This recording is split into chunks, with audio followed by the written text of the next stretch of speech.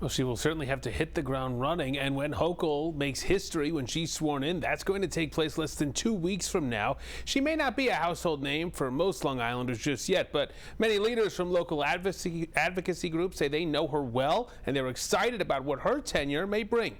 News host Sherry Einhorn reports.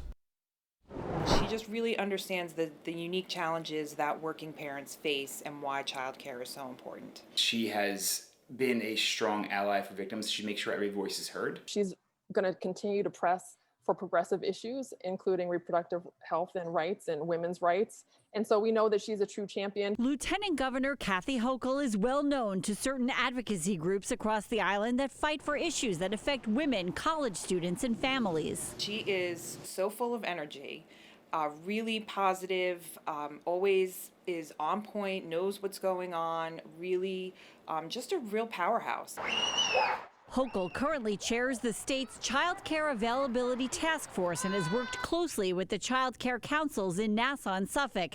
She was a featured speaker at last year's annual meeting. She definitely gets that child care is a critical issue, not just for families, but for our overall economic growth. And I believe she will stick with it. She has not backed down. She has pushed it forward, and she has taken a leadership role to make sure that it's not just a women's issue, but that it's our whole society's issue, and relating it to our economy, I think, is key. Back in 2015, the lieutenant governor spearheaded the Enough is Enough campaign here on college campuses.